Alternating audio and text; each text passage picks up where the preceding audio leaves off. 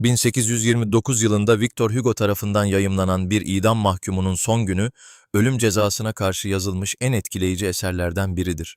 Bu roman bir suçun hikayesini değil, ölüme mahkum edilmiş bir insanın son saatlerini anlatır. Romanın kahramanı isimsizdir, ne yaptığını tam olarak öğrenemeyiz. Victor Hugo için önemli olan suç değil, idamı bekleyen insanın kendisidir. Bir mahkeme kararıyla ölüme mahkum edilir. O andan itibaren bütün düşüncelerini tek bir kelime ele geçirir: giyotin. Bicêtre hapishanesinde günler geçer. Mahkum bazen af umar, bazen kaçmayı düşünür, bazen de bütün bunların kötü bir rüya olduğuna inanmak ister. Fakat zaman ilerledikçe tek bir gerçekle yüzleşir: ölüm yaklaşmaktadır. Bir süre sonra giyotini düşünmediği tek bir an bile kalmaz. Çünkü yaklaşan ölüm, hücrenin duvarlarından çok daha dar bir hapishaneye dönüşmüştür. Mahkum çevresindeki insanları izler. Gardiyanları, görevlileri ve diğer mahkumları. Bunlardan birinin hikayesi ise Hugo'nun yıllar sonra Sefiller'de yaratacağı Jean Valjean karakterine ilham verecektir. Mahkum bir noktadan sonra kendisini bir insan gibi değil, bir dosya gibi hissetmeye başlar.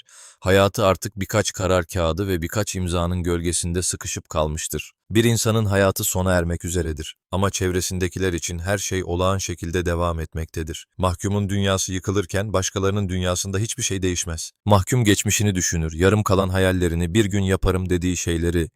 Düşünmeye zaman vardır ama yeterince değil. İnsan hayatın ne kadar kısa olduğunu en çok ölüme yaklaştığında anlar. İnfaz günü yaklaştıkça ölüm korkusu yerini başka bir duyguya bırakır: bekleyiş.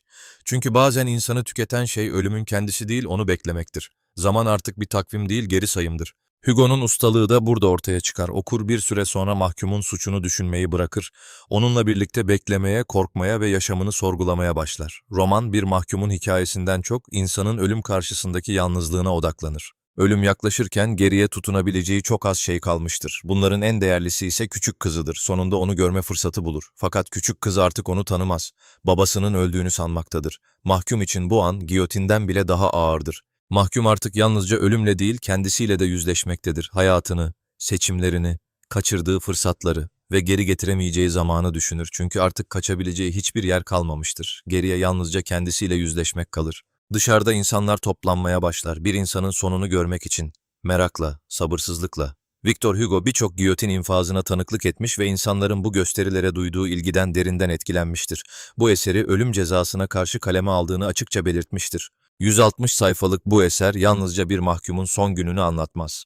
Victor Hugo, okuru bir idam mahkumunun zihnine yerleştirerek şu soruyla baş başa bırakır: eğer önünüzde yalnızca birkaç saat kalsaydı, hayatınızda gerçekten neyin önemli olduğunu fark ederdiniz? Aradan 200 yıla yakın süre geçse de, bir idam mahkumunun son günü hala edebiyatın en güçlü vicdan sorgulamalarından biri olarak okunuyor.